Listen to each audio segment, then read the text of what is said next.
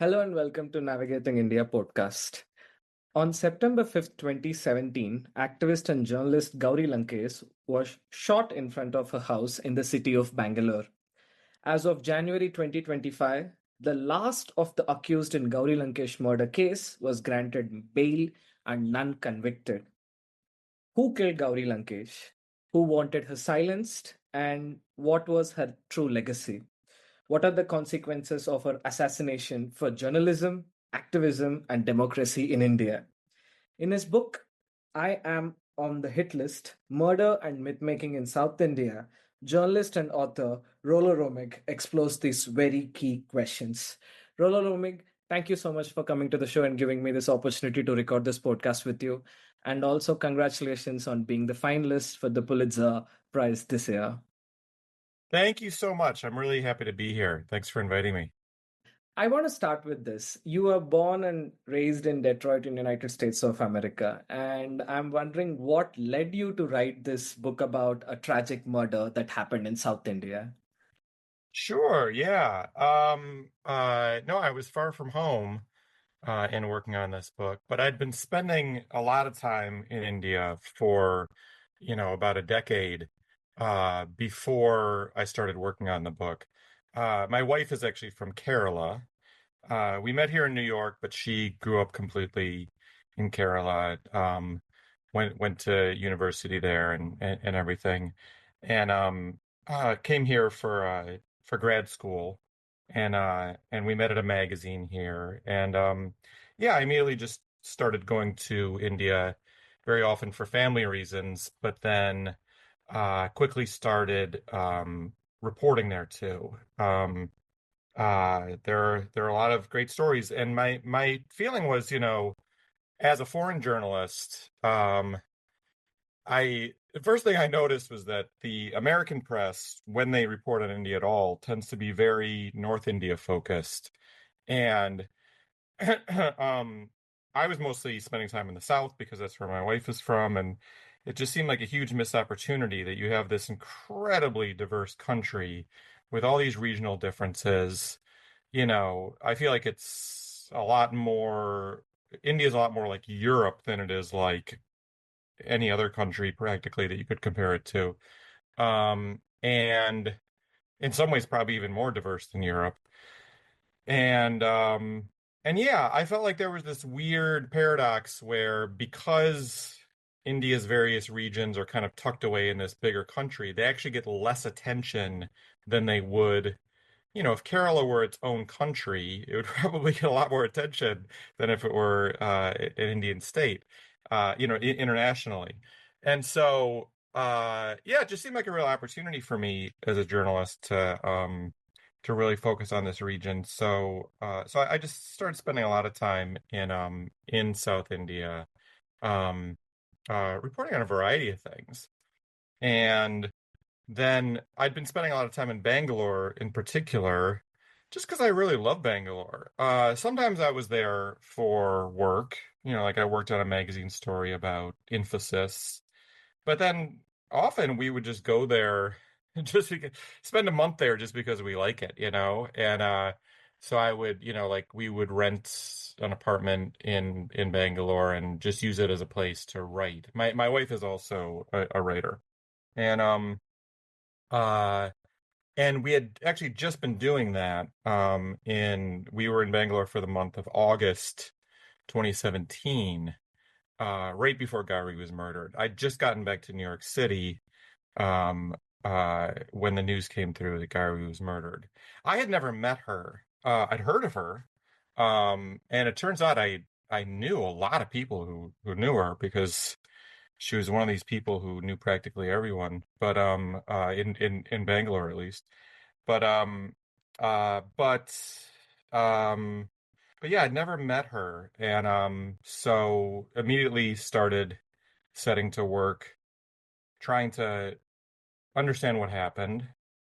I was as shocked as everyone else at this murder, not least because it happened in Bangalore. It's just not a place that you associate with gun crime, And also just trying to understand who she was as a person.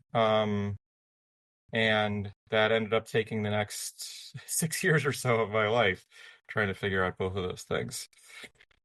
No, that is next question I want to ask, right? So especially in the current world, we are seeing a lot of violence against journalists, right? And Yeah. my question was, what led to this international attention about the Gauri Lankesh? Because one report suggests that between 2015 to 24, 31 journalists were killed in India, right? And even in your book, you write that within 3 months of Gauri's death, one Indian journalist was beaten to death in Tripura and two others were shot dead in Tripura and Uttar Pradesh, right? What captured international media's attention on Gauri's murder? No, it's a really good question. Because yeah, exactly like you say, it's not like she was far from the first journalist to even to be murdered that year or even that month. And and also, if you expand it to writers generally, hers was the fourth in a series of four murders of writers, all by the same modus operandi. Um, and the three earlier murders, none of those got anywhere near the scale of international attention that hers did. And it's interesting because the reason is not because she was one of India's most famous journalists. Now she is posthumously, but at the time she was a very local figure and really was not well known outside of Bangalore and outside of Karnataka. Um, and actually her paper that she was the editor of was probably about to close. That was something that she and her colleagues were talking about desperately in the weeks before she died, like whether they could even keep it afloat. So she actually wasn't a person in terms of journalism who had a huge platform.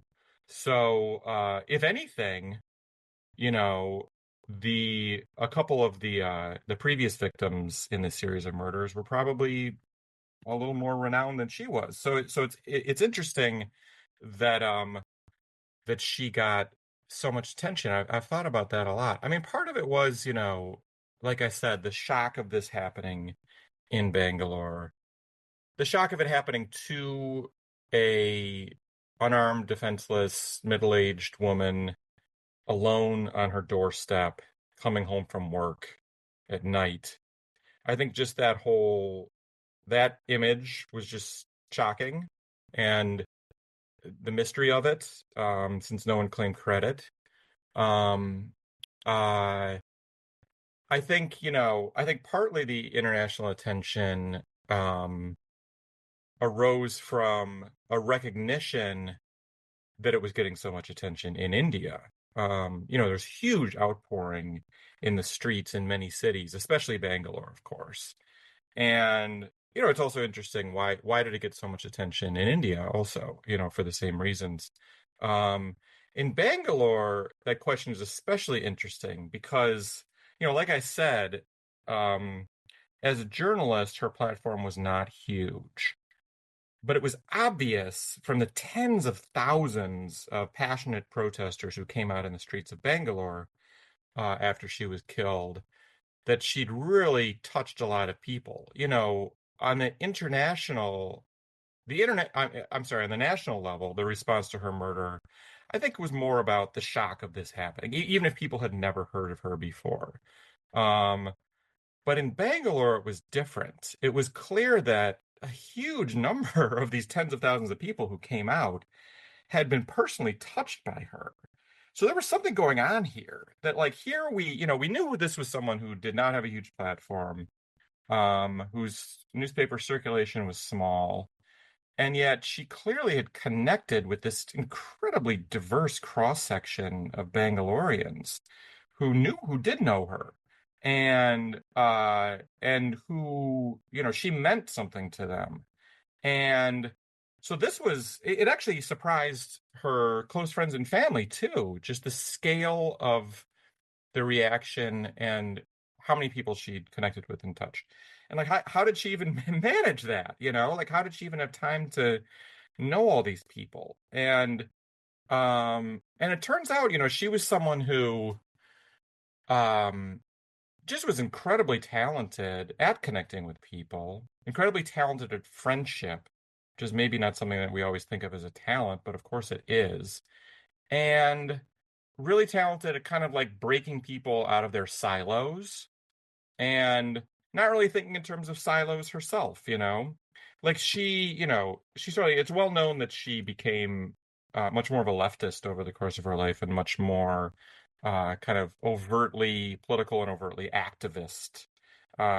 She, in her earlier career, she was a much more conventional journalist. She believed in journalistic objectivity. She had political viewpoints, but she thought it was important to keep those out of her writing as a journalist, writing for, pretty mainstream English language magazines for the most part.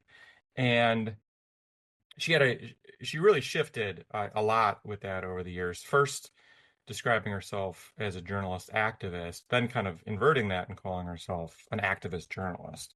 And she really rejected the idea that objectivity and neutrality are these kind of ultimate values in journalism. And she became much more unabashed in saying, look, I do have an agenda and I want to I'm doing journalism because I want to put that agenda across. And I don't think I need to apologize for that. So, in that activist work that she was increasingly leaning into, that gave her actually a lot more opportunity to connect with this incredibly broad cross section of Bangaloreans and Kannadigas in general, and because her focus was always in Karnataka, she was a national figure to the extent that she would sometimes appear on national news shows and stuff like that. But she was really uh, uh, uh, her work was primarily on the state level and the local level. But yeah, even as she became a lot more political, she always rejected these kind of uh, you know, obsessively delineated ideologies. She would make fun of her leftist friends for all of their sort of like factional arguments about like different branches of socialism and communism and whatever it is, and she thought it was ridiculous. She was like, we're all on the same side here. Why are we arguing over these little? She wasn't interested in theory. She didn't read that stuff.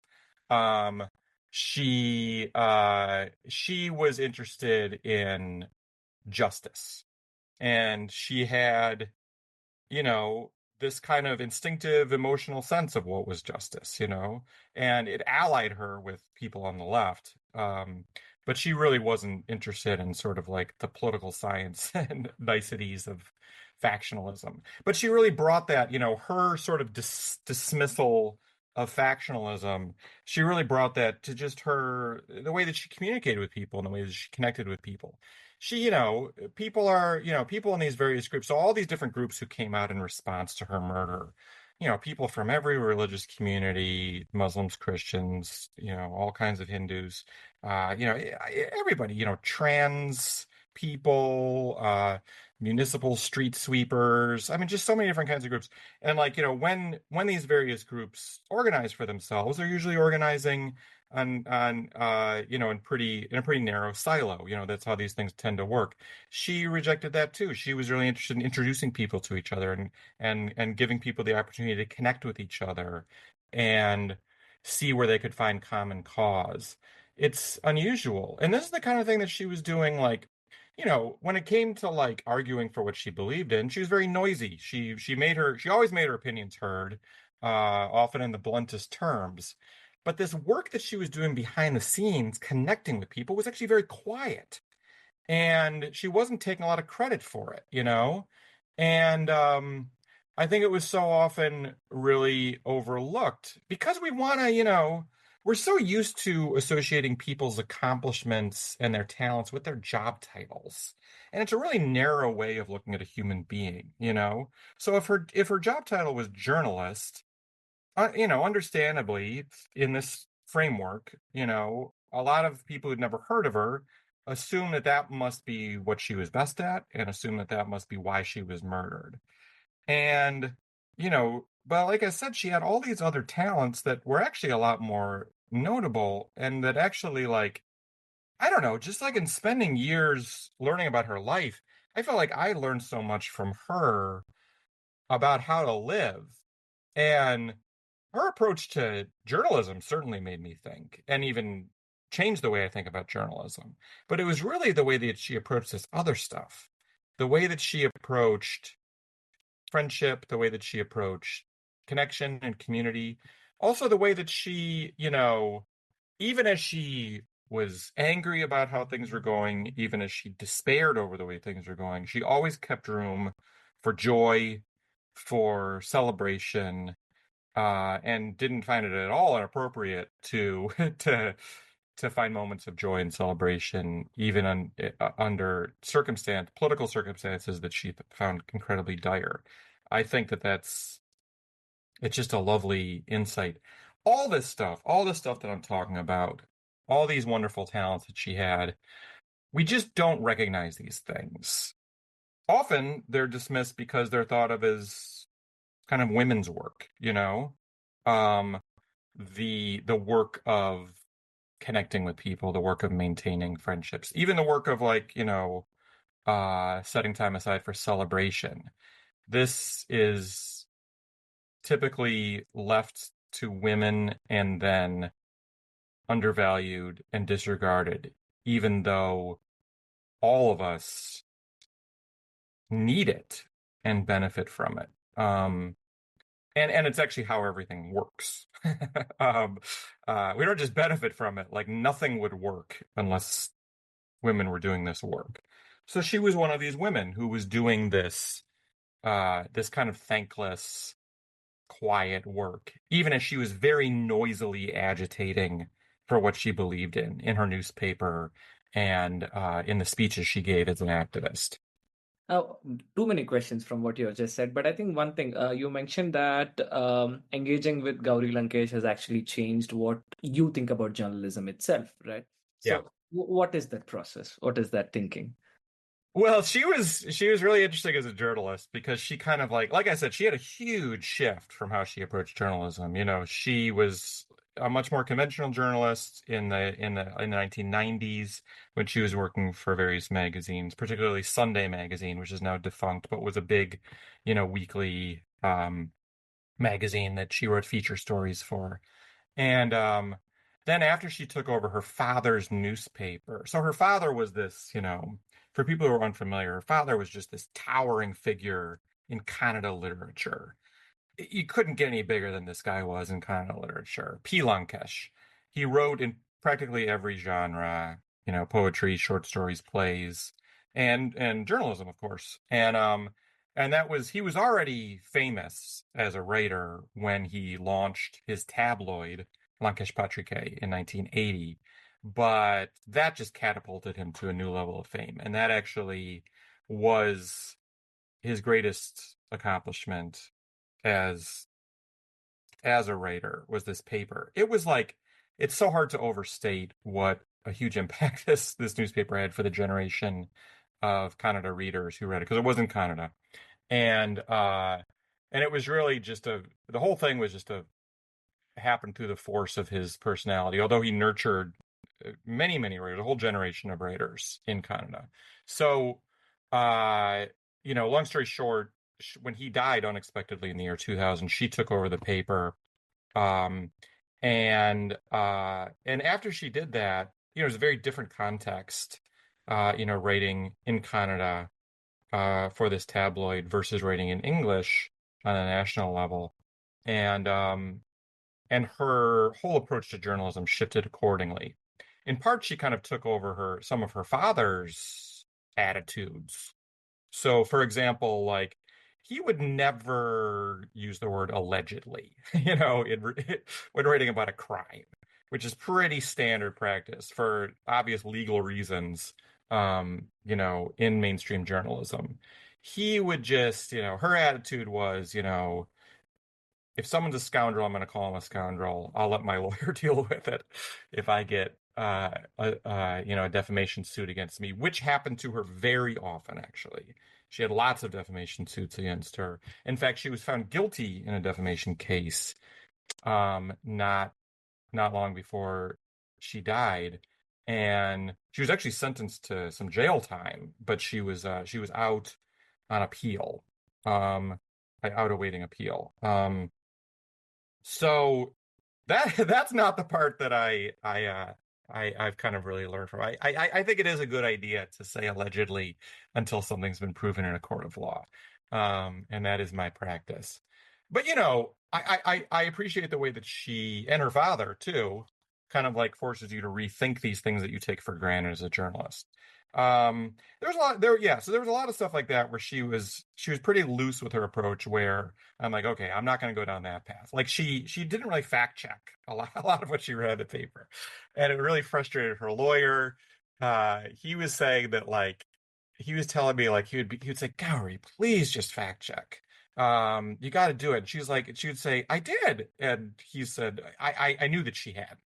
And so yeah, I'm also not I'm also not following that example either. I think fact checking is of supreme importance, and I did a very thorough fact checking job in my book. I'm sure some, it's a 400-page book, so I'm sure some errors slipped in, but that is of paramount importance to be factually accurate and to check everything. But there are definitely things that I learned from her and that changed my approach. Um, Probably primarily what I was talking about earlier, this idea that like, journalism and activism should forever remain separate. She really made me think about that, and I've come to reject that position also.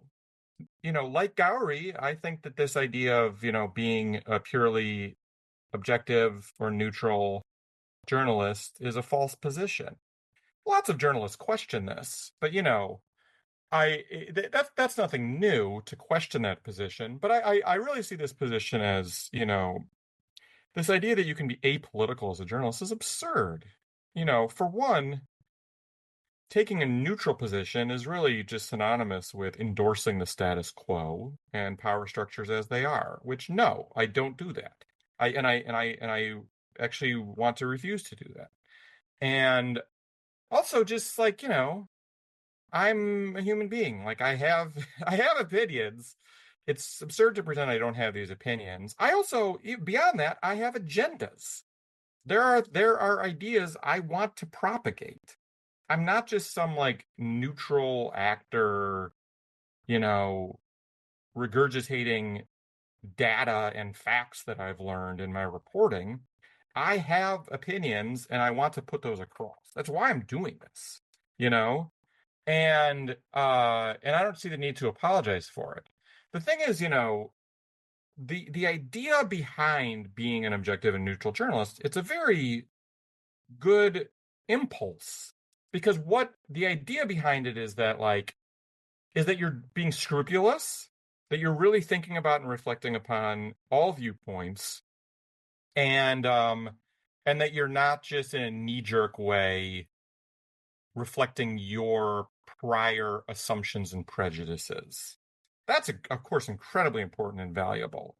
Like, it's incredibly important to me to question my own assumptions and to question my own ideas at every stage of reporting and writing.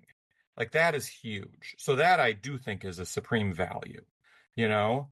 Um, uh, so, like, if I'm talking to a right wing activist who I fundamentally disagree with in principle, it's essential for me to hear them out. And it's essential for me to, even if they're not arguing in good faith, it's essential to me to pursue their arguments and to look into their claims with the assumption that they are arguing in good faith and only come to the conclusion that they're not arguing in good faith after doing total due diligence on their claims. And that's something that I really tried to do in the book. I'll give you an example. Like, there was this claim when I tried to talk to a lot of BJP people, for example, over the course of the book. And when I talked to them about Gauri's murder, this recurring complaint came up that like, look, you you journalists and you international journalists have given so much attention to Gauri Lankesh, one person, but you don't care about these 23 Hindu activists who were murdered in cold blood in Karnataka. You've given them no press. You probably even heard about them, right? So they'd always say this to me. Sometimes they'd say it was 23, or sometimes they'd say it was 24. And it really made me pause, which it should, you know? like I really stopped and wondered, like, shoot, do I have like a huge blind spot here? Have I been ignoring like 23 or 24 people, like Hindu activists who've been murdered in cold blood? And so it was really important to me to look into those claims thoroughly. Actually, I had help with that because fortunately there was a journalist, Shruti Sagar Yamunan, who just just as I was starting to dig into it, he actually did an exhaustive look into these claims of these 23 or 24 Hindu activists who had died. And he investigated every single case in in person, interviewed family members, looked at all the police reports. And just as a side note, this was happened throughout my book, like, it's incredibly reliant on the work of Indian journalists, hundreds of Indian journalists, who did lots of legwork in their, and really just brave, intrepid reporting that I was relying on completely for my own work. I obviously was doing my own legwork, but like, like Shruti Sagar's, work, like I couldn't have done without it. Anyway, he found, in looking into these 23 or 24 murders, he found that the whole narrative was bullshit. That like one guy wasn't even dead. More than one, I think two of them had been murdered by their sisters. One had been murdered by a political rival in the BJP.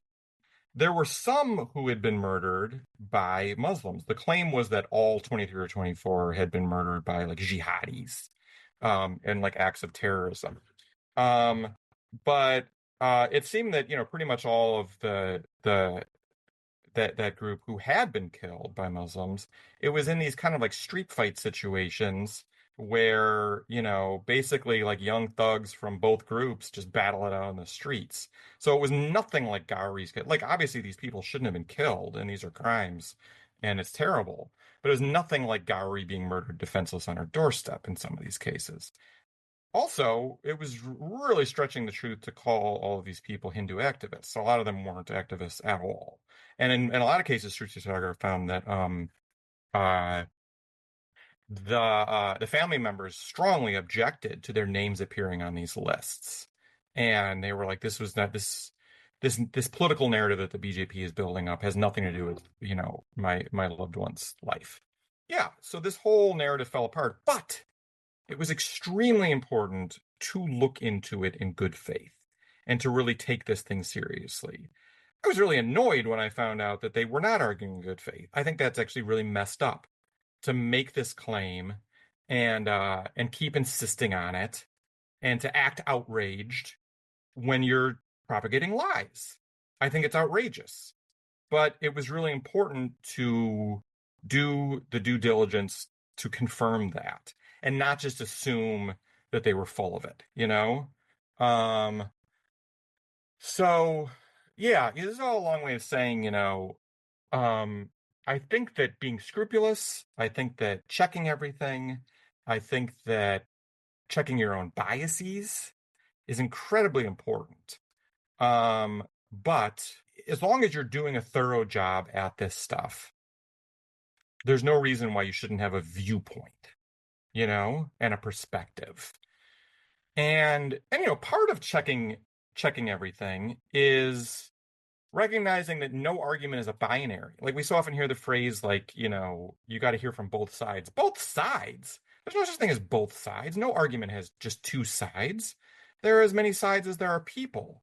And it's so important for you as a journalist to use your imagination um, sufficiently to imagine all the different stakeholders in a particular scenario so that you're not overlooking viewpoints. You can never stop at just two. If you just have two viewpoints, then you're just getting started.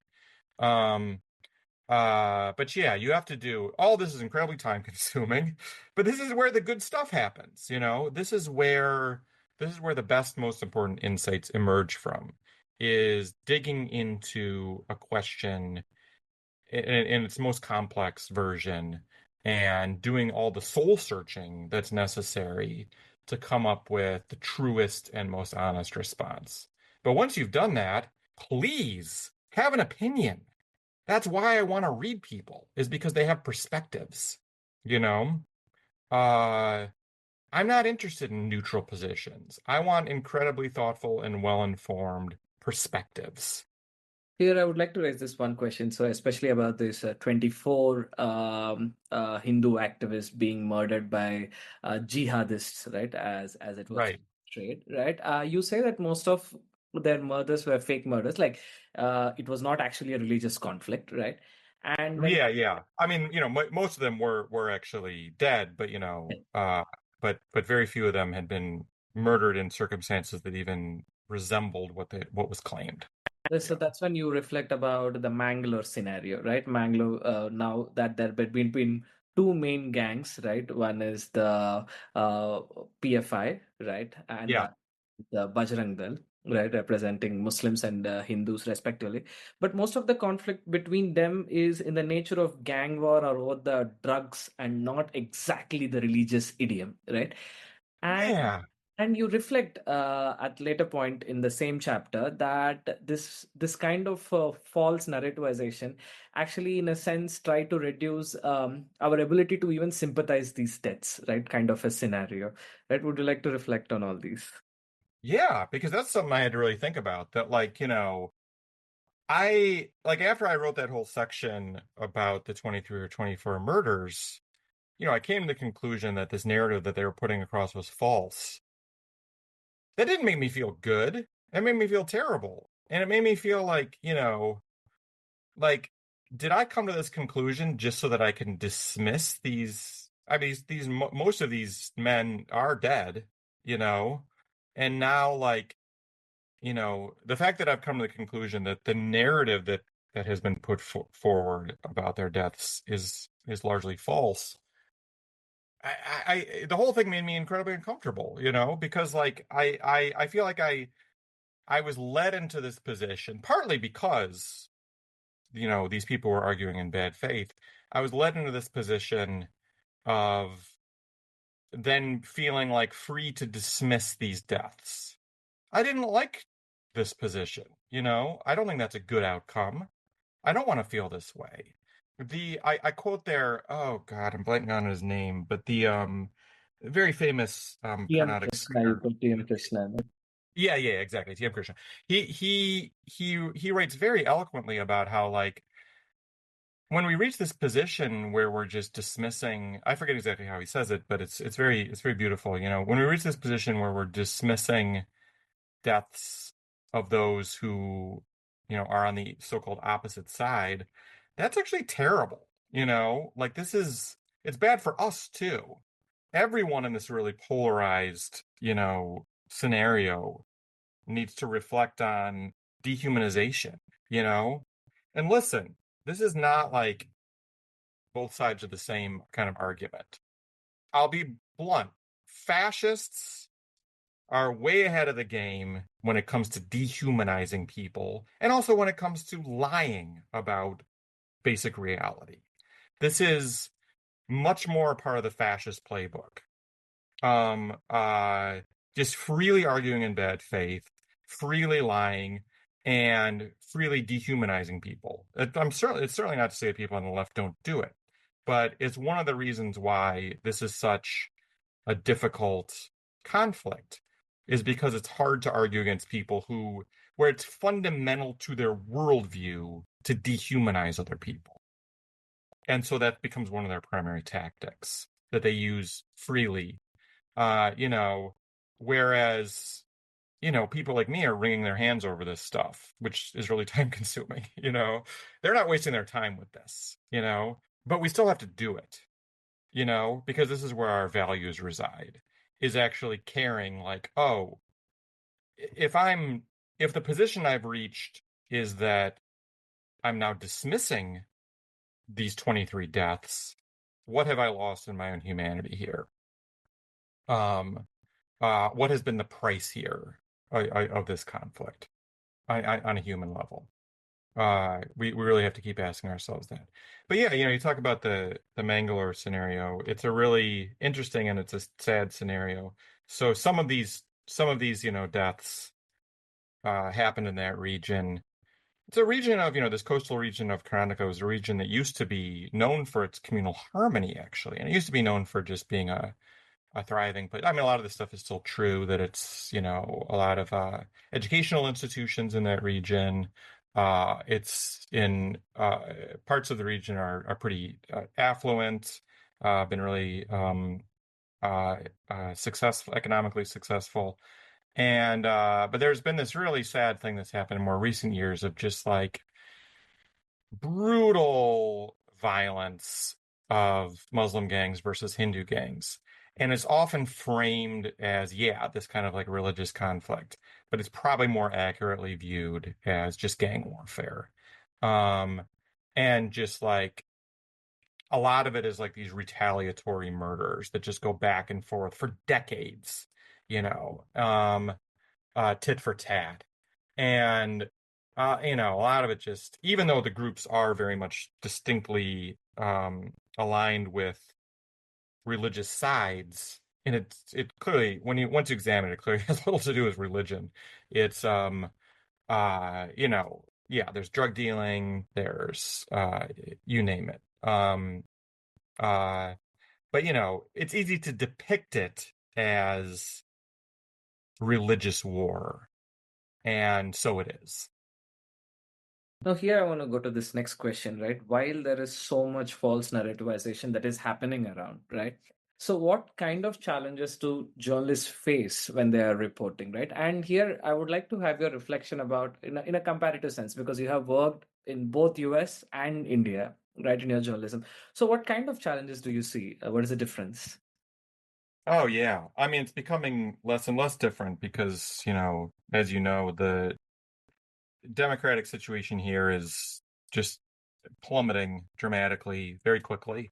And so it's been really unnerving to see just a lot of the playbook and a lot of the just the way that, I so much of researching this book was just studying the ways that democracy has been dismantled in India, even as there continue to be elections. But there's this Swedish think tank called VDEM, Varieties of Democracy, that studies democracies around the world, um, and kind of labels them on what they consider their political system. For years, of course, like everyone else, they labeled India democracy. A few years ago, they switched its label to electoral autocracy.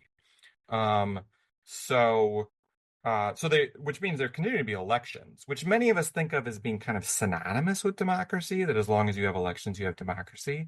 But no, that's just one of many components. That's just kind of the most public facing component, or the part that like feels the most participatory to most citizens.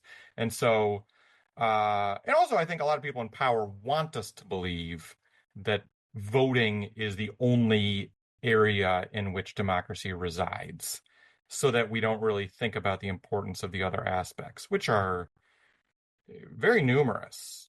Really, every democracy is every institution that we rely upon to keep the whole thing going, from the press to the universities to all the various checks and balances in the government, you name it. And even if you get to keep voting, when those things have been eroded, that means your democracy is less or maybe even gone. So, if India is an electoral autocracy, that's not a democracy anymore. I feel like we've speed run this process here in the US in the past few months. I think we're already in this place where we're in an electoral autocracy. I don't think we have a democracy anymore in the US. Some people might find this hyperbolic, some people might find this exaggerated, ridiculous. But I think we just have to face the facts about where we are, which is, if the president can just ignore the Constitution without penalty, and even question, as Trump did last week, even, put doubt on the fact that it's even his responsibility to uphold the Constitution, that means the Constitution is not in effect. If when Trump violates the Constitution brazenly, there are no consequences, and Congress is not fulfilling its duty to put a check on the president, then the Constitution is not in effect. If due process is optional, then we don't have due process, because the entire point of due process is that it applies to everybody. That's the only reason that we have it, is that it's a safeguard, knowing that everyone gets this. If everyone doesn't get it, if it's totally optional, if it's according to the whims of the government, then due process is not a concept anymore. Um, uh, so all these things, I could go on, but like you add all these things up, and in effect, I don't think we have to wait for a Swedish think tank to tell us that we're in an electoral autocracy here now too. So, both places have gone pretty aggressively after the press. India's gone a lot further. It's had more time to do so. Um, in the US, fortunately it's a little harder to go after the press, because we do have these really robust, free speech safeguards. Well, we've learned that safeguards only count for as much as them being actually enforced, that a lot of these things are norms that can just be ignored. But we've at least got this tradition and this long tradition of really robust, First Amendment free speech protections. So I think that's allowed our press to remain robust a little longer, but there's already been a lot of um, attacks on the press. I won't bore you with listing them here, but yeah, the attacks on the press have gone a lot farther in India. Uh, in part, kind of uh, eroding journalistic institutions from the inside, putting an enormous amount of behind the scenes pressure on journalistic institutions um, from the government, pressuring the leadership of these organizations, forcing out the leaders of these organizations, forcing out news anchors um, who don't go along with what the government would prefer.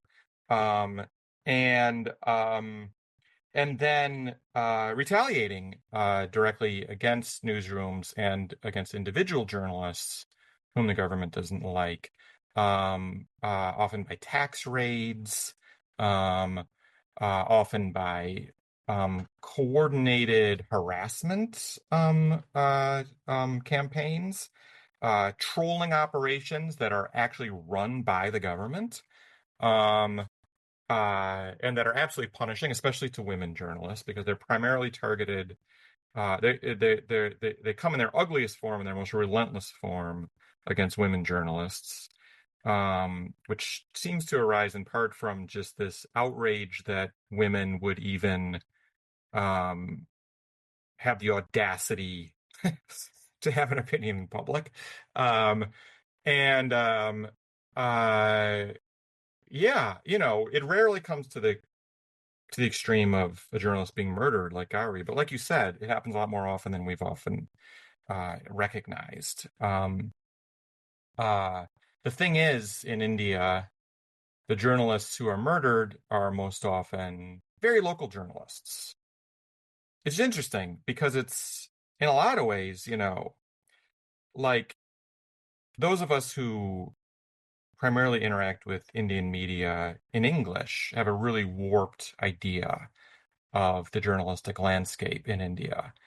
A very tiny percentage of Indians are consuming English media as their primary news sources.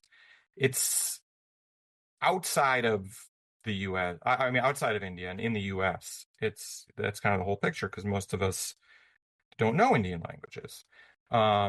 But in India, the most powerful and important journalistic voices are writing and reporting in other languages. And it's often actually the most local journalists who are the most dangerous to various powers, partly because they're writing in local languages, but partly because they're extremely plugged into things actually happening on the ground and can actually make local changes. So a lot of these journalists who've been murdered, um, no one knows them outside of their very specific locality.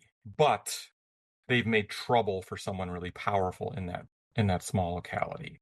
Um, I think, I kind of suspect that the people who killed Gowrie thought that she was a smaller, more local figure than she was, and that they got more than they bargained for when there was this huge outcry in response to her murder.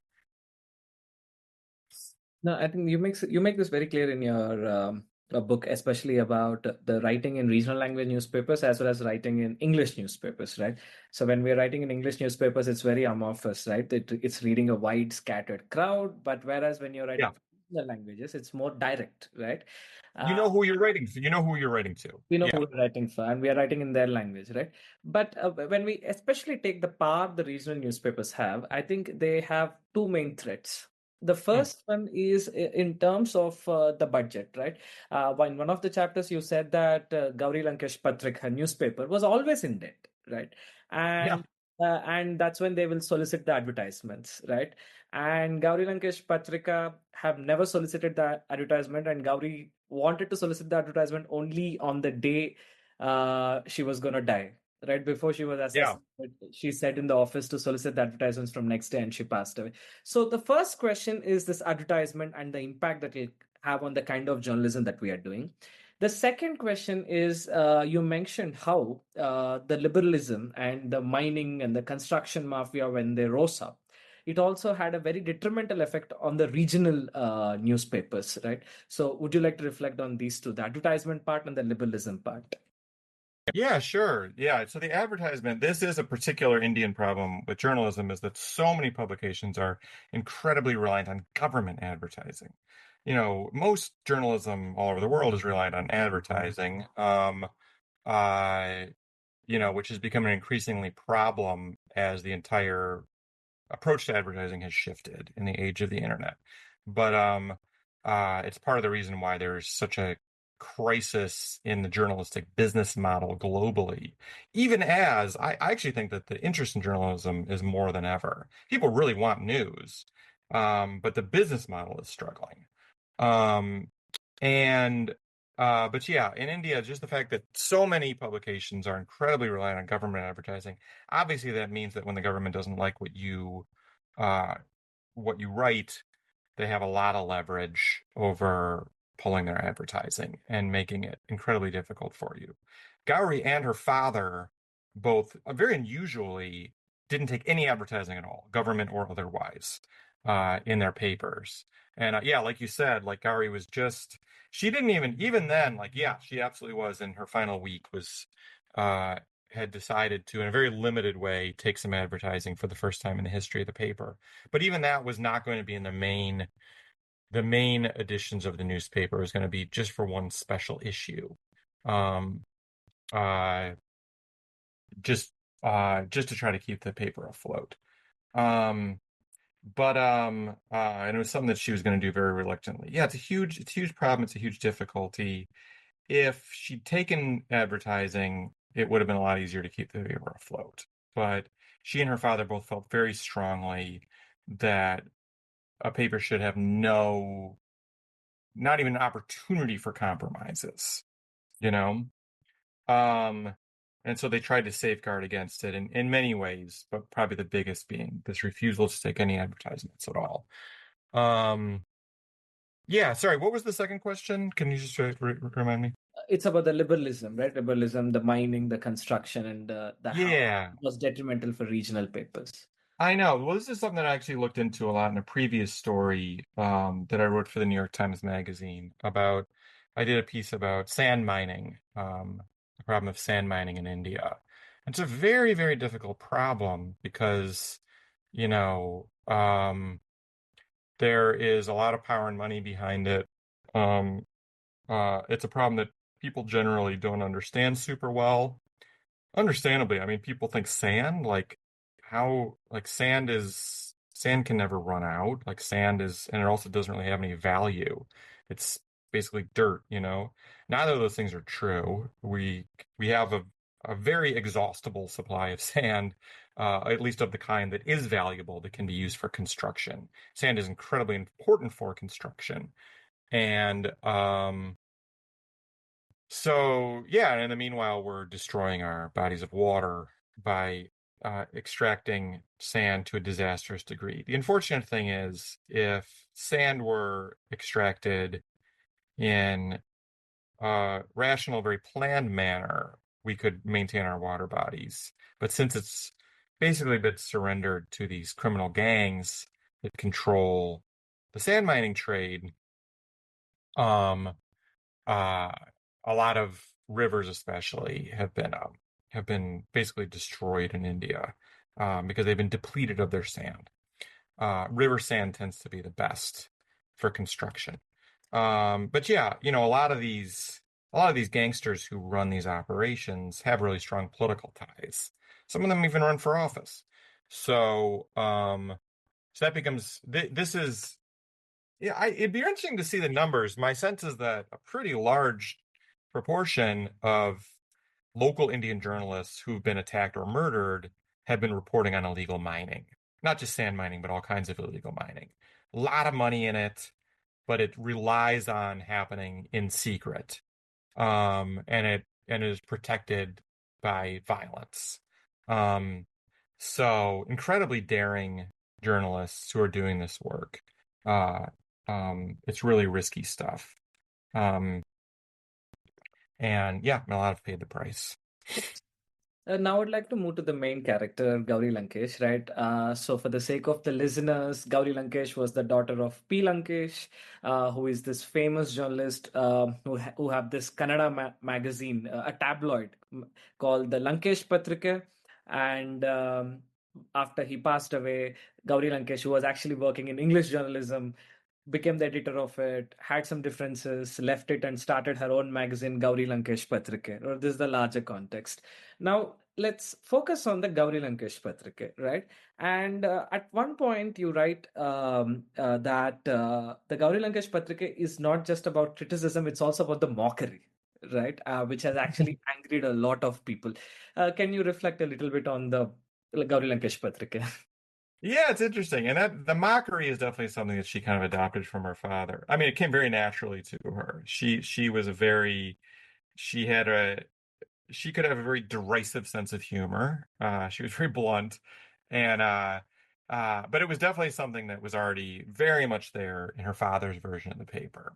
Um, uh, where it's kind of known for that. It was really when P. Lankesh founded Lankesh Petroche in 1980, it was like I describe it in the book as being this kind of like eruption of punk rock into this very traditional button down kind of a journalistic scene where it was too careful, it was too formal, and uh and people were so excited about Lankesh Patrike because it just dismissed all of these, very rigid ways of approaching journalism.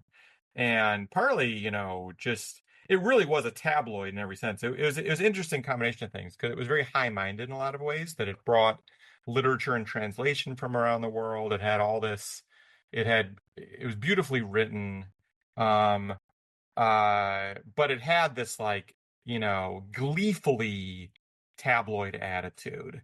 Um, of it was unabashedly sensationalist, like the tabloids that we've become familiar with today, and he's all of the kind of tabloids, have some of Lankesh Patrike's DNA in them.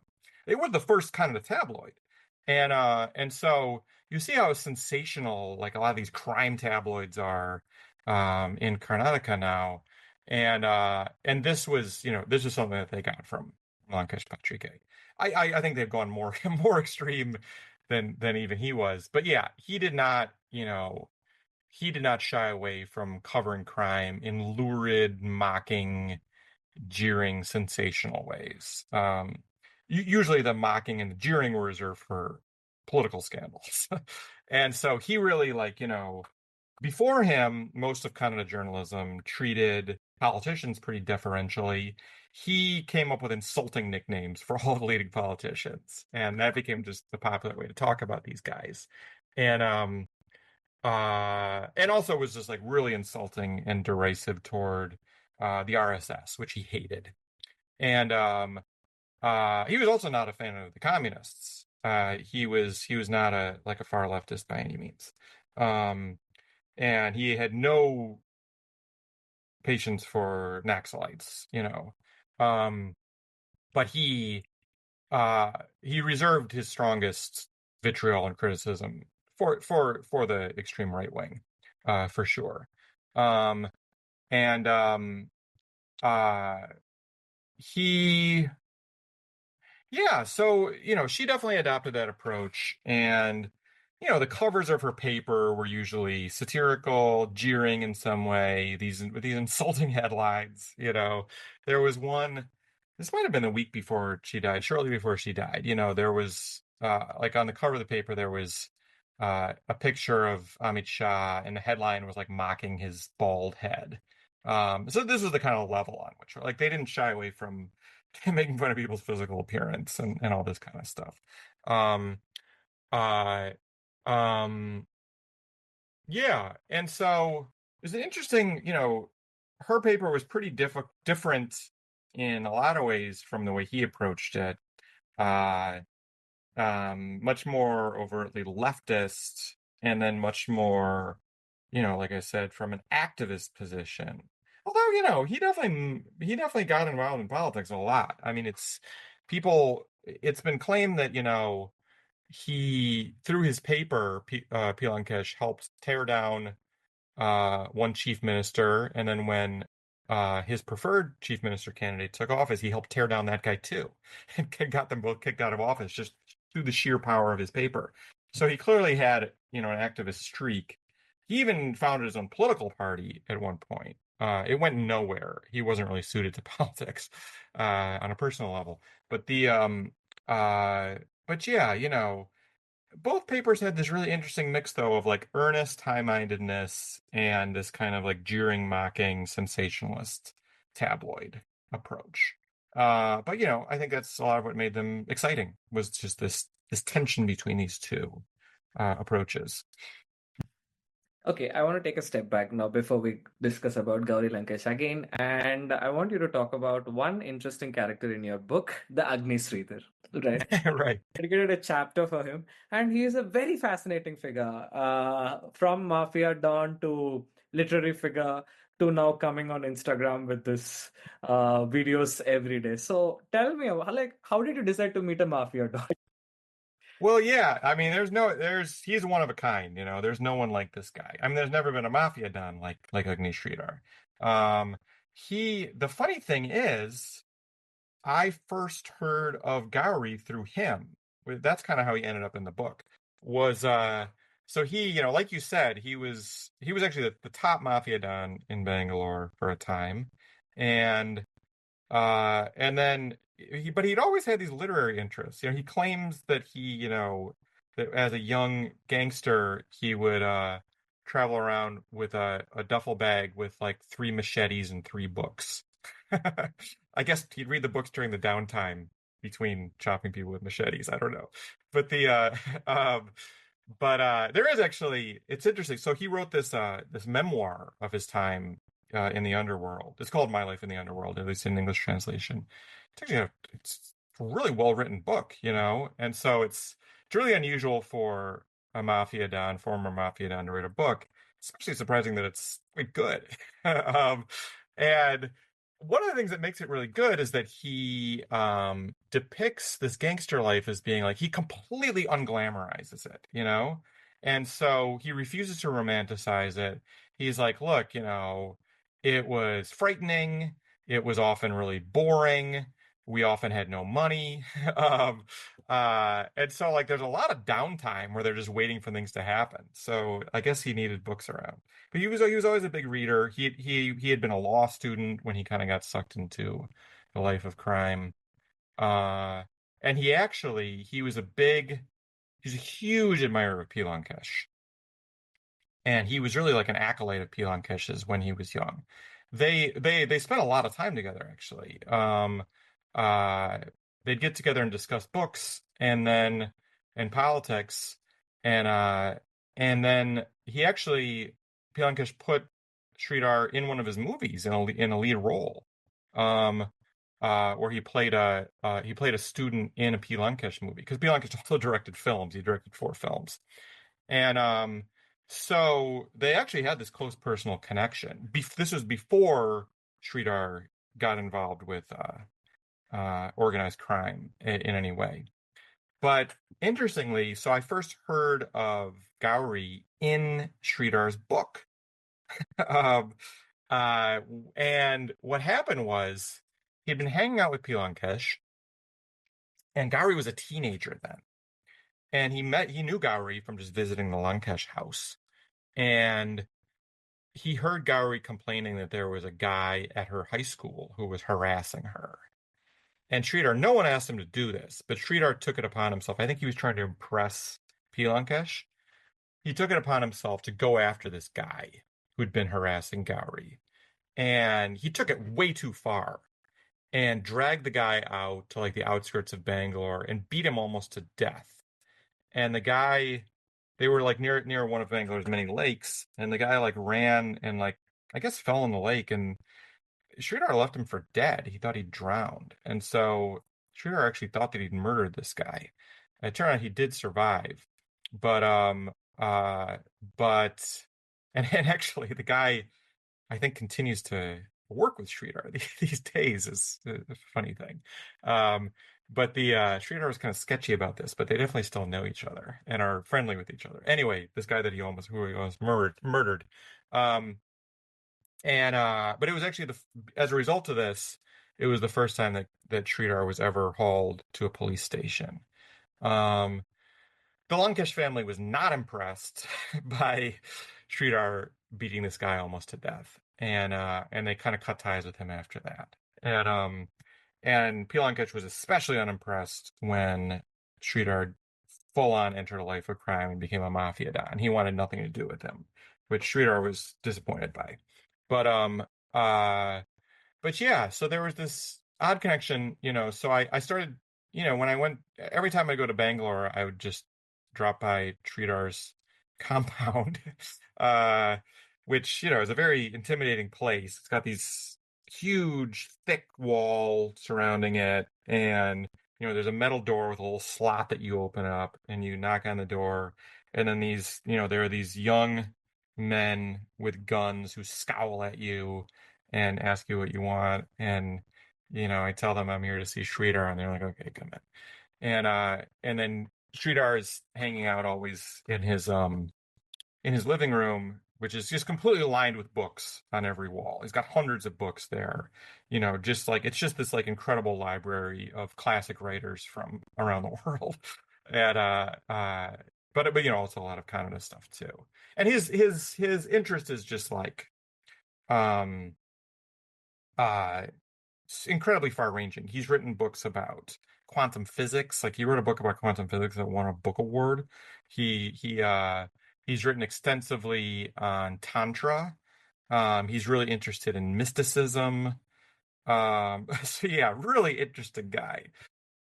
No one knows more about the crime scene in Bangalore than Sridhar. So I partly go to talk to him because he knew Gauri personally, of course, and because he could give me insights on both Gauri and her father, because he knew them both. And he also, he founded his own tabloid called Agni. So he was actually kind of a competitor of Gauri's for a while too. So he also knew the tabloid scene really well. So it was great to talk to him a lot for that reason, but also just because he knows more than anyone about how crime operates in Bangalore. And so he gave me insight on that too. And I mean, he's admittedly murdered at least one person. He writes about it. Like this is like the centerpiece of his book, where he writes about murdering a rival, or participating in the murder of a rival in Bangalore, and he got off scot-free for that one. And he can just write about it with impunity in the book. And I asked him once, like, are you like, it's surprising that you know there's no statute of limitations on murder. Like, is it okay for you to write about this murder that you committed openly in a book? And he just kind of laughed, and he was like, I'm too big. So so yeah, always interesting to talk to Sridhar. The second question, which I want to talk about, is about this chapter in your book called Swalpa Adjust Madi, right? Like adjusting, Yeah. which you wrote about Bangalore. And I found two things in that very interesting, which is while we have now connection between United States and Bangalore through IT boom, long ago there was a connection because of Tipu Sultan and Hyder Ali. I think the most interesting sentence for me in that chapter is, and I quote, "The American founding fathers, as they fought their own war of independence from British, closely following news from Mysore, celebrating Hyder Ali and Tipu's victories, and studying their tactics." And there is also this small connection between Tipu Sultan and American national anthem. Yes. Would you like to talk about it? Oh, sure. I loved finding this out. It was so funny because I'd never heard this before. Um, but I tried to, in my book, Bangalore is, I think, one of the main characters of the book. I really wanted to paint a complex and full portrait of Bangalore as a city. And so I was trying to just read everything I could get my hands on the history of Bangalore. And I just loved finding this stuff out about this long history of connections between Bangalore and the US. Like you said, like everyone knows the more recent stuff of like American IT companies outsourcing so much work to Bangalore techies. And every American knows about it too. And but yeah, so it's often forgotten that these two, independence struggles were happening simultaneously. Obviously, they're very different independence studies, like independence movements. Like uh, India was colonized and was fighting to overthrow their colonizers. The American revolutionaries were the colonizers who were breaking off from the motherland. And so it is an important distinction that it's not like we kind of like Americans like to depict their Revolutionary War as being this freedom struggle. It's like, yeah, it was a freedom struggle for you, but meanwhile you were like enslaving people and and committing genocide against Native Americans and stealing a continent. So it's not really the same thing. But the fact is that both the American revolutionaries and Indians in general were fighting against the British at this time. So at this moment in the 18th century, a lot of Indian leaders had just kind of acquiesced to the British at this point and had kind of made deals with the British. I think just trying to be pragmatic and thinking that they could kind of contain the threat from British colonialism, which they couldn't.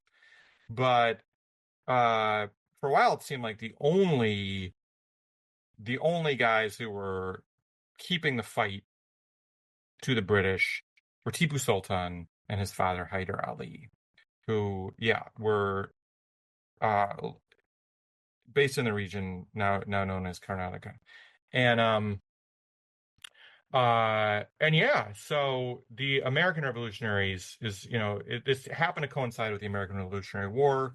The American revolutionaries, George Washington, everybody were really interested in news from Hyder Ali and Tipu Sultan. They weren't communicating with them directly, but yeah, they were like, these are some of the only people who've been really successful in fighting the British.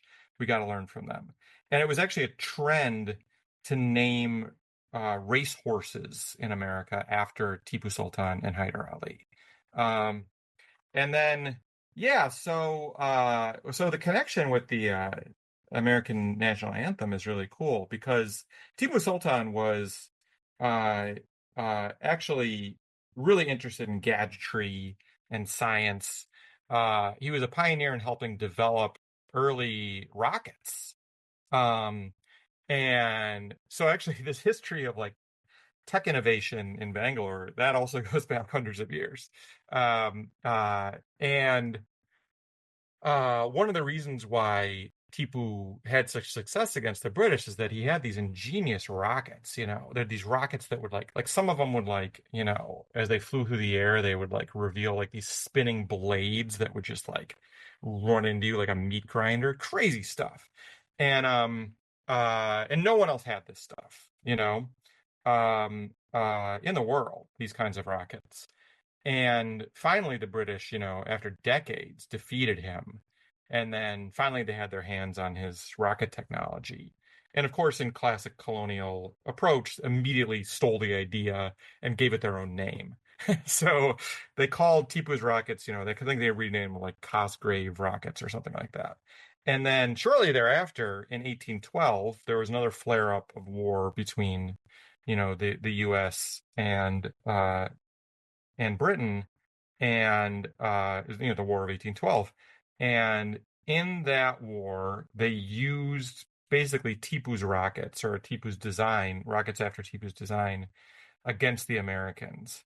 And it was those rockets that Francis Scott Key saw flying and that he describes in the U.S. national anthem, and the rocket's red glare, the bombs bursting in air. Um, those are basically Tipu's rockets. Um, so yeah, I love just like this was I feel like this is one of the most fun things about the book was like finding these like just like these little secret histories. It's not a secret, but it's a forgotten history. And just finding these little kind of just these alternate paths through history, these connections that are just sitting there but have maybe been overlooked or forgotten. And it's a lot of the fun in writing a book versus writing a magazine article where you don't have room to kind of expand on all these connections. But for me, that's what really kept it fun to keep working on for, 5 or 6 years. And it might sound weird to talk about fun in the context of this book that's actually pretty grim, obviously, in a lot of ways. And you know, I don't want it to sound inappropriate, like looking for fun in a book that's about a political assassination and also more broadly about, the collapse of democracy. Um, but actually, this is again, like from Gauri's example, I think it's incredibly important to look for fun, for laughter, um, uh, and enjoyment, especially in the grimmest times and in the grimmest contexts. This is how we hold on to our humanity. Okay, now let's step back into Gauri's life. So after her assassination, many theories have floated, like who killed her. And I think the three were very significant, right? Which you have discussed in your book.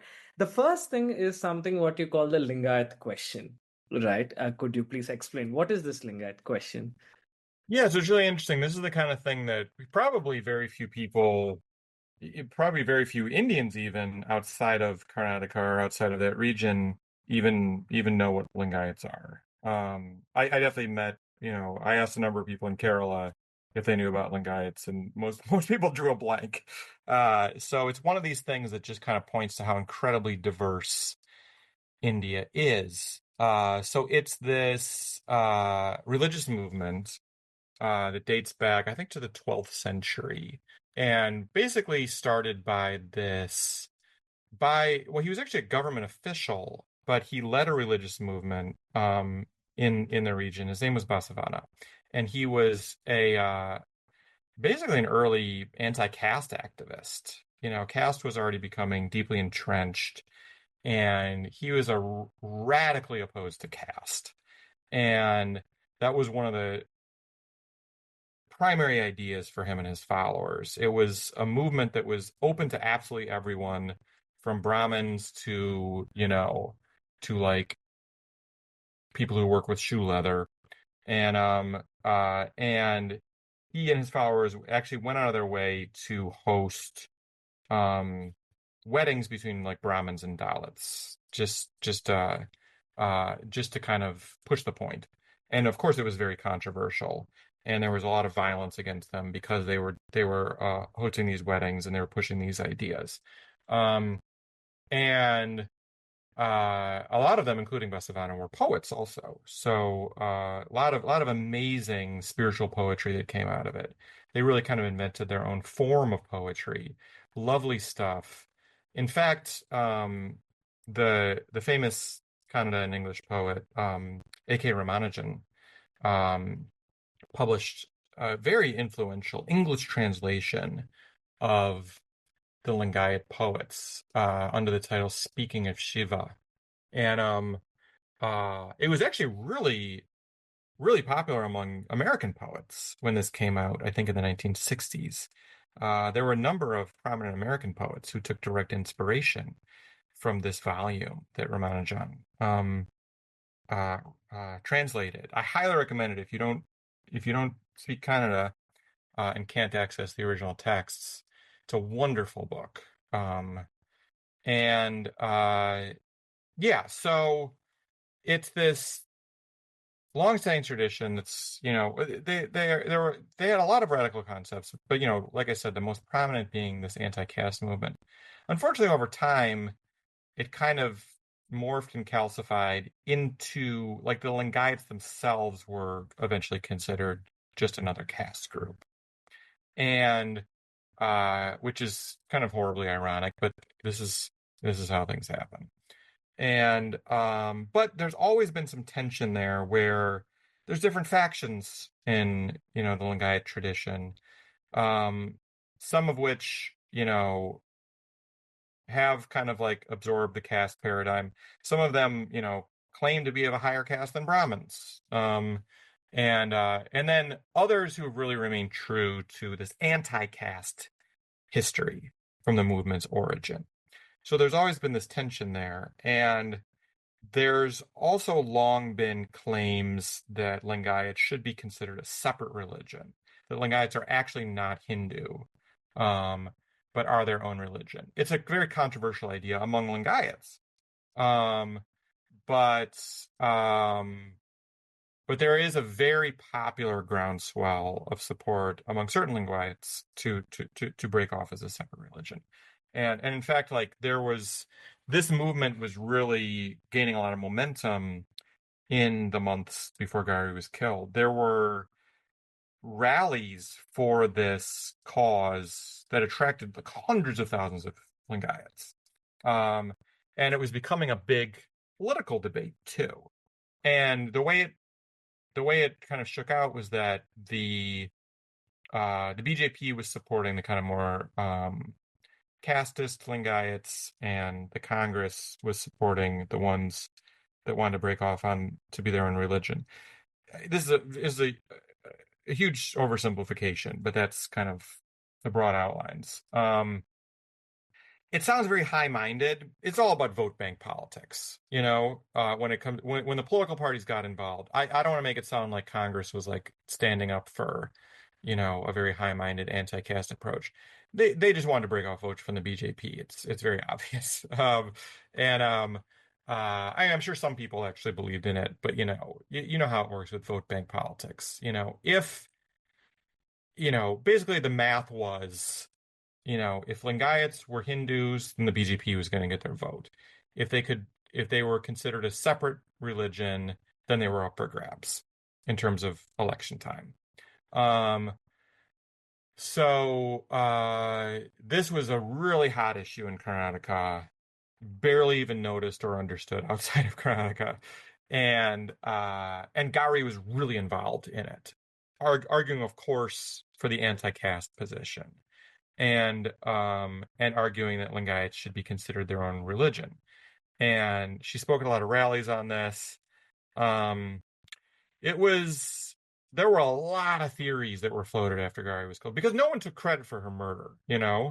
And so it was a mystery who had killed her. Um, a lot of people said, well, it's pretty obvious it's someone from the right wing. It was actually there was good reason to make that assumption, and it ended up pretty clearly being true. I mean, no one's actually, as you said, no one's been convicted still, but there's pretty compelling evidence against this group of people who were arrested for the murder, who very much come from the extreme right wing. But flashback to immediately after her murder, no one knew.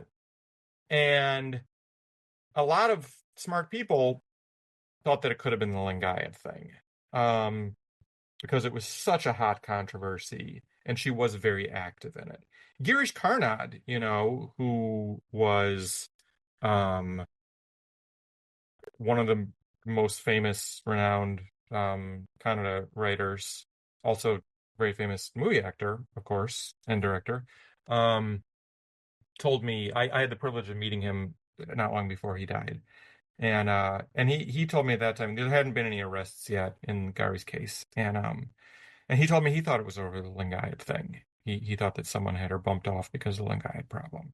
So uh so yeah, it ended up not being the case, but just the fact that there were so many different theories at first is interesting for me as a writer because it gave me an opportunity to just kind of explore all these different aspects of Karnataka society, including that one.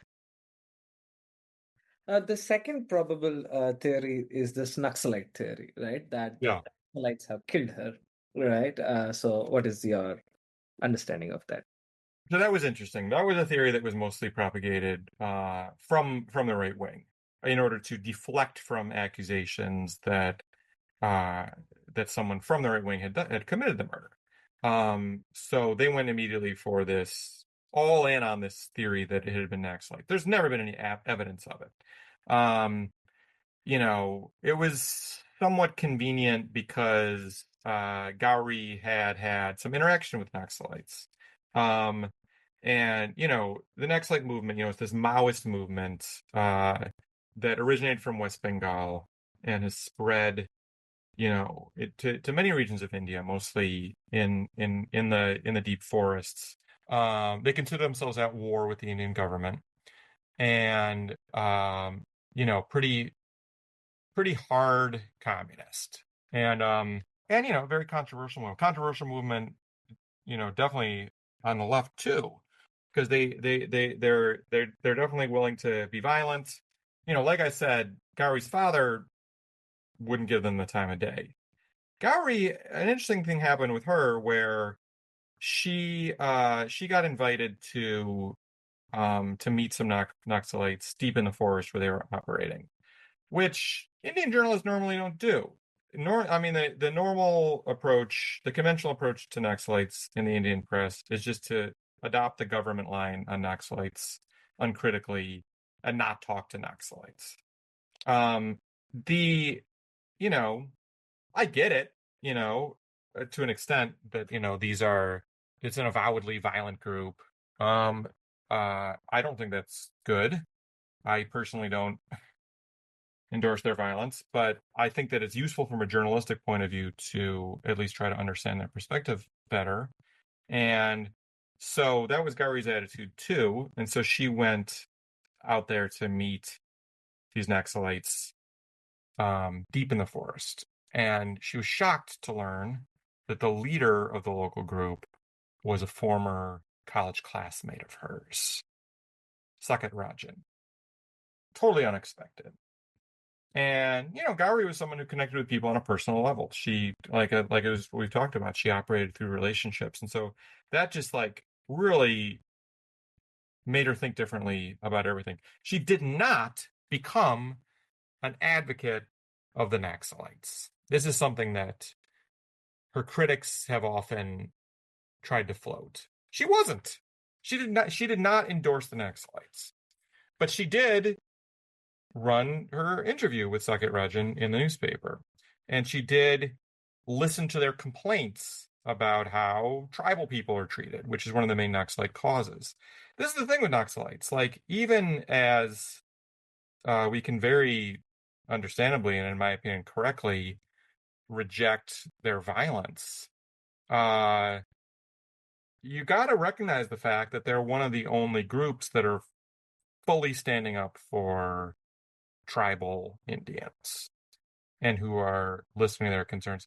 Even that's complicated too, because sometimes they kind of like Naxalites have been known to kind of force, poor people and sometimes tribal people into kind of following their program. That's not good either, obviously. But, but it is worthwhile to listen to their complaints. I mean, it kind of reminds me a bit about this case that's super notorious in the US right now, where this guy Luigi Mangione shot this healthcare CEO. Most of us would agree that shooting someone in the street is not a good move. And it's hard to defend morally, even if the person that you've shot has also done morally wretched things. But does that mean that we should dismiss this critique of the US healthcare system and of, um, you know, healthcare CEOs and their abhorrent behavior? Well, no, of course not. We should, it actually, the fact that this guy shot this healthcare CEO, it launched this whole, a much more robust conversation in the US about the behavior of health insurance companies. And and that's a good thing, you know? We need to have this conversation. And so I think this was Gauri's attitude towards the Naxalites, that even as she fully rejected their violence, and she did, um, she thought it was worth listening to what they had to say. And a lot of people disagreed with her on that, including her brother, who was actually the publisher of the paper at that time. And so he had final say on things. That's what led to the rift between them. That's why she split off and started her own paper, Gauri Lankesh Patrike, because she and her brother couldn't agree on this. But yeah, later, she actually helped. She stayed in contact with Naxalites to some degree, and then she knew that there were some Naxalites who wanted to emerge from the underground, who wanted to reject this kind of guerrilla warfare approach, rejoin society, and the government wanted to take a very uncompromising position with them and basically, just imprison them. But Gauri helped negotiate for uh, these Naxalites who wanted to emerge to do so. Like they still had to face any court cases they had against them. They wouldn't just drop charges, but that otherwise these guys would be allowed to emerge. So she and some other activists helped lead this effort to uh, to help these Naxalites emerge into the mainstream. And it was very successful. And I met a couple of those guys who came out from the underground, and uh, and they have not committed any crimes since they've come out. Um, and But yeah, it made it easy for all this stuff. Made it easy for the right wing to sort of paint her as being mixed up with Naxalites. It's just easy to fudge it, and misrepresent it. So kind of the narrative that they settled on was like, oh, the Naxalites who are still underground are probably mad that she helped these other Naxalites leave Naxalism, and so they killed her in revenge. But it's just completely made up. There's literally no evidence for any of this. So it's definitely not what happened. But everywhere you go, I'm sure it's still true to this day. Everywhere I went, everyone on the right wing who I asked about Gauri's case mentioned Naxalites first thing, including her brother, actually, who's become, he's a little, vague about it, but he's become kind of affiliated with the right wing. He's even like campaigned for BJP politicians, that kind of thing. So even he was, when I met him, really hammered on this Naxalite theory, but there's nothing to it. One other theory that you speak about in your book is a pattern of killings, right? From 2013 to Gauri Lankesh, right? In 2017, right? So between 2013 to 2017, four rationalists, as you would like to describe them in your book, were killed with same modus operandi, right? People came on bike, shot them, and it was the same gun which they have used, right? And you found that there might be a connection between it. So can you talk about this theory? Yeah, so this was a much more compelling lead because, yeah, it was four writers, Gauri being the fourth, who were shot by incredibly similar modus operandi. It was spread out by years. The first murder was in 2013. There were two in 2015, and then Gauri was killed in 2017. But yeah, exact same pattern. Two men on a motorcycle showing up at the victim's doorstep and killing them with the exact same caliber gun. There were suspicions that it was literally the same gun. Those were proven, ultimately by the special investigation team. investigating Gauri's murder. That it was actually for those four murders, there were a total of two guns used. Um, and so yeah, that was a very compelling commonality. Of course, there was always the question, like someone, it could have been a copycat. Someone could have been copying this MO, but it seemed pretty obvious that it was highly likely that these murders had been done by the same group of people. Um, the first three murders, the investigations just went nowhere, you know? Sometimes there were arrests made. Sometimes it turned out those arrests were of the wrong people. And then even when they were seemingly some of the right people, the you know, these investigations were just bungled in a dozen different ways. Sometimes really dramatically bungled. Like the worst was, this case, the first murder in the series, Narendra Dabholkar, who was a very prominent rationalist in Maharashtra. Um, Very well known. I mean, he was probably a more famous figure than Gauri was in their lifetimes. He led this really interesting kind of anti-superstition group that put on this kind of like touring road show of where they would debunk superstitions. It was kind of like a reverse magic show where they would show these fraudulent god men often do these tricks at their public appearances where they pretend to perform miracles. And it's all really just magic tricks, and sleight of hand, and that kind of thing.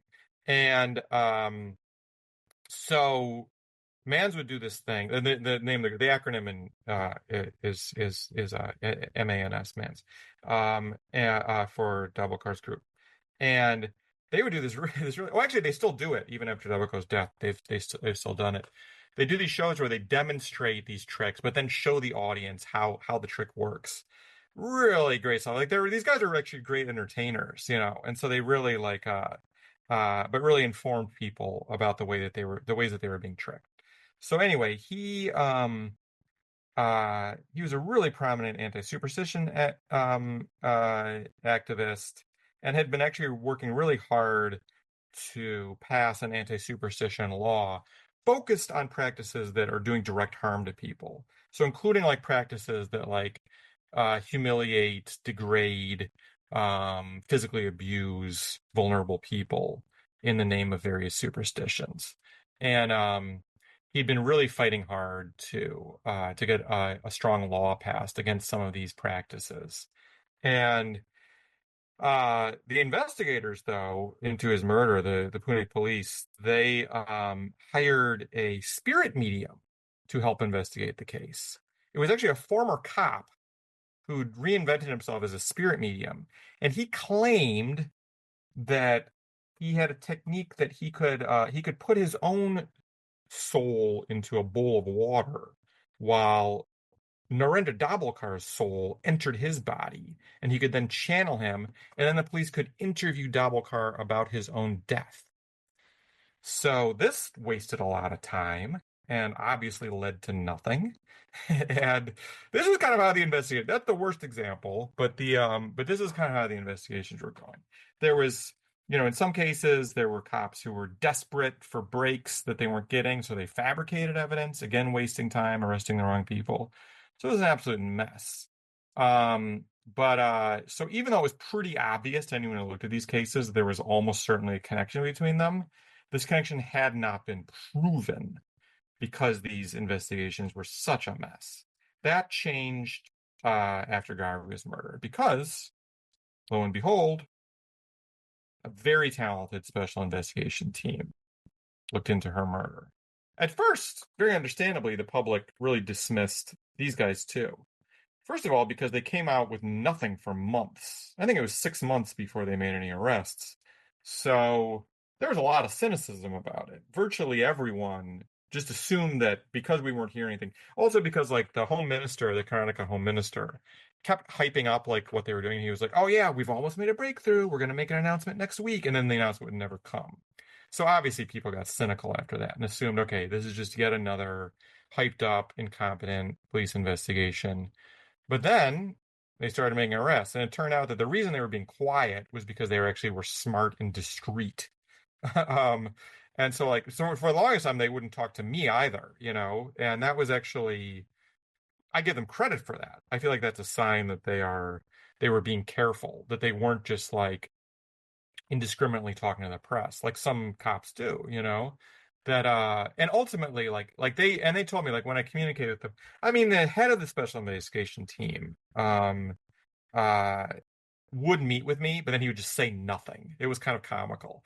We would have these meetings where we would just kind of sit in silence, and then I'd say like, "Okay, nice to see you," because he would just refuse to answer all my questions. But and then uh, the Anuchet, who was like kind of in charge operationally of leading the SIT, he wouldn't meet with me at all until they actually felt like they'd cracked the case.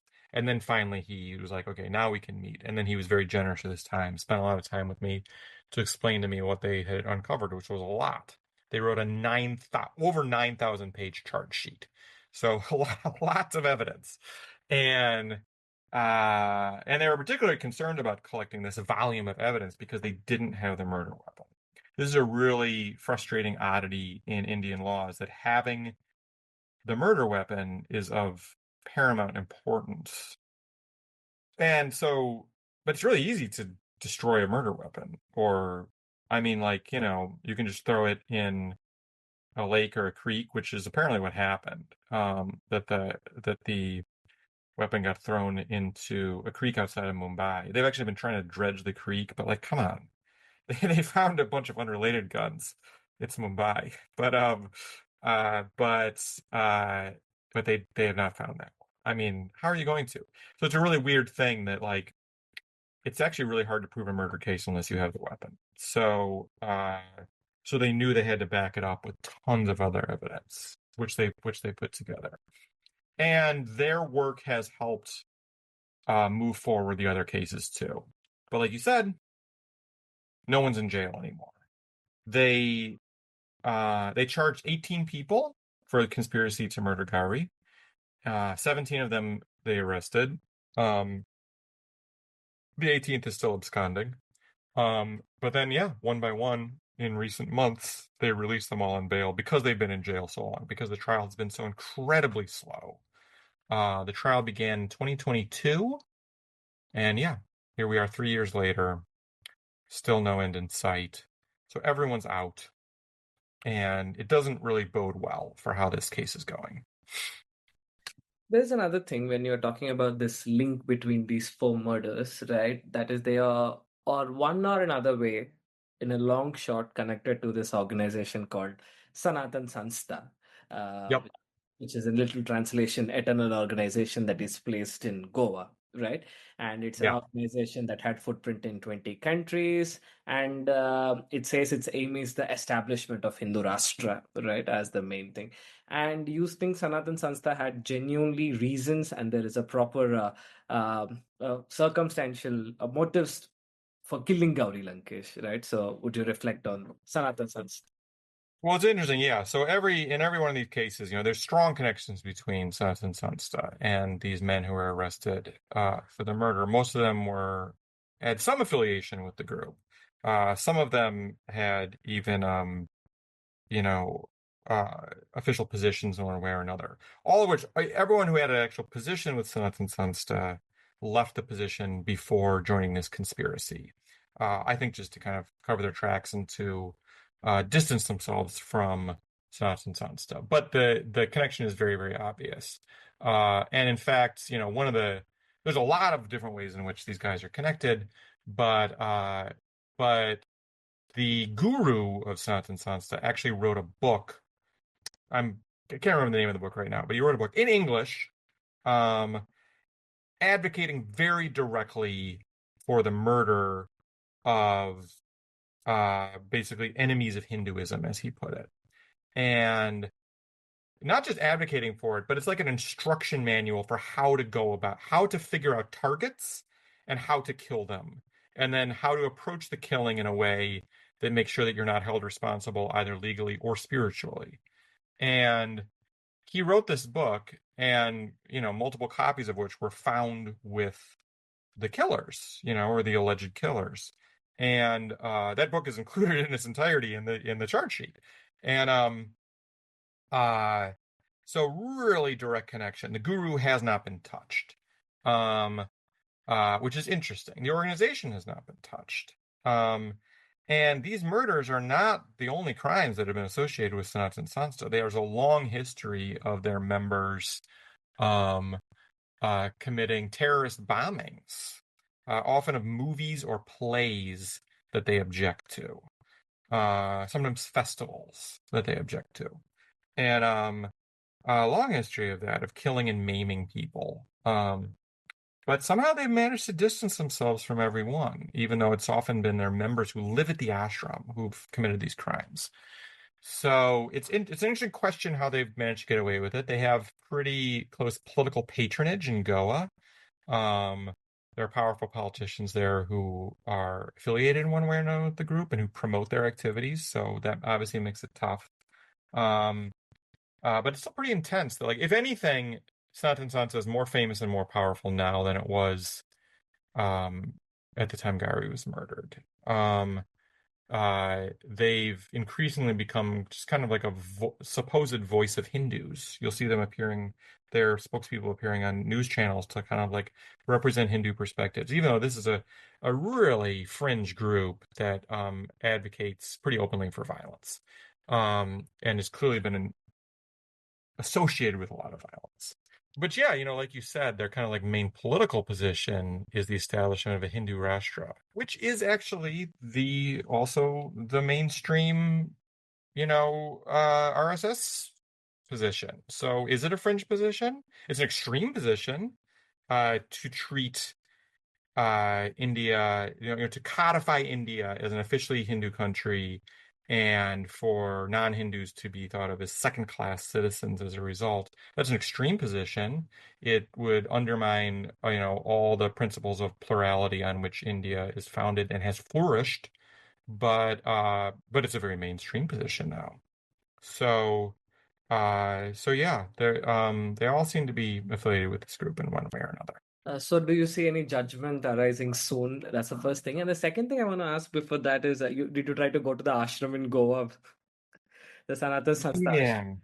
Well, in terms of when the case will end, no idea. We'll see. They were supposed to. There's been a lot of talk about fast tracking the case. That has not happened. It's weird. Even the chief minister has called for it. When he started calling for fast tracking the case, I just assumed it would happen, and then it just didn't. And the case meets a maximum of 5 days a month, often less, because there are holidays or someone gets sick or there's some other delay. So it's meeting very infrequently. And they have hundreds of witnesses to get through. So and they might see a couple a day. So you can do the math. Yeah, what was the second question in terms of Like, so did you try to go to go to the ashram? ashram? I did not, because they don't allow outsiders and certainly not journalists inside. So it didn't seem like it was going to be very worthwhile. It's also, um, I mean, you got to make some choices here too, because there's obviously a group associated with a lot of violence. So I met with as many people affiliated with them as I could um, in Karnataka. Um, Especially, the person I spent the most time with was one of their lawyers, because they actually have a big contingent of lawyers who are committed members of the group, but who also legally represent them in the many cases against them. And so, yeah, I spent a bunch of time with one of their lawyers, and I always tried to get kind of a local Bangalore spokesperson to meet with me, but he would not. So what could I do? Um, and I couldn't blame him, because he's been kind of somewhat implicated in the Gauri case, although he's not been charged with anything. Um, but um, but you could see why he wouldn't want to talk to me. But yeah, there have been others who, in earlier years, it was a bit easier to get in. And there's been other journalists who have made it in. And again, this is another one of these cases where, as with everything, I relied a lot on Indian journalists who'd done a lot of legwork. So there's been various journalists who have managed to make it into the ashram in previous years, and their reporting was obviously absolutely um, invaluable to me. I hope they don't file a defamation case against you for this particular book.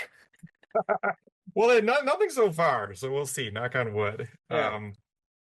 I want to ask one last a big question, right? Which is this: what are the big ramifications of Gauri Lankesh's death to journalism, as well as what does it say about the contemporary democracy in India? It's interesting. It's hard to sum it up because I feel like there are many different contradictory reactions to it. It's like for some people who knew her or even who didn't know her, her death was obviously had very strong chilling effect, that it's terrifying that this person could be murdered in cold blood on her doorstep. And then, in the years since Gauri was murdered, her murder has been used as a threat for many other journalists, where like journalists get anonymous hate mail all the time saying like you're gonna meet the same fate as Gauri. That's obviously terrifying to hear. If I start getting those messages regularly, it would definitely have an effect on me too, And other people, it seems to have emboldened them, and so maybe there's this kind of maybe it balances itself out in a weird way. There's definitely people who are close to her who hadn't spoken out a lot before and who felt compelled to do so because they'd been touched by this violence. Um, Maybe the most notable example being Prakash Raj, a pretty famous movie actor who was close to the Lankesh family. Um, and he's was actually not known for speaking out a lot on politics before, but has been really relentless since Gauri was murdered. Um, and yeah, I don't know. You don't want to try to put a positive spin on something like this because we just wish Gauri were alive, And the world was really deprived of someone special in losing her. Someone truly unusual, But in the event of her death, you know, it has opened up this space for discussing what happened and what has been happening in a larger sense in India. I mean, that's what gave me kind of the opening to write this book. So, one of the really difficult things about authoritarianism is that it's really hard to write about, It's partly because it cracks down on criticism of itself. Obviously, that's one of its main features, but also like it happens differently than the cartoon that we often have in our heads of how fascism works. Like we look back on like World War II era fascism, and it's our minds are full of dramatic images of like tanks in the street and I don't know, Nazis marching down the Champs-Elysees and stuff like that. In actuality, daily life is mostly the same. And so it's really hard to see it when you've slipped into an autocracy, Even like, we're all alarmed at all the news from Trump, but it's also kind of easy to tune it out. And it's a full-time job to actually they're doing so much so fast, and what they're doing is so far-reaching that it's a full-time job to really just even take in the information and to fully understand how bad things have gotten so quickly. And so it makes it a huge challenge to write about.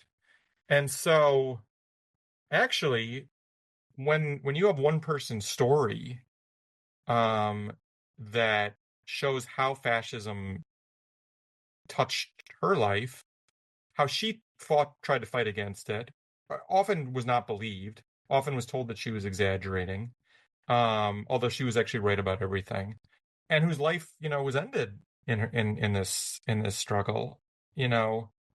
It's again, you wish it hadn't happened, but since it has happened, it it gives an opening to kind of tell the world about what's happening.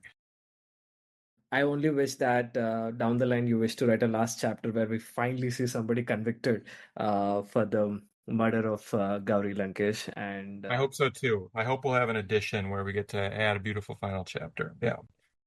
thank you so much, Rollo Romig, for being frank and openly speaking about your book.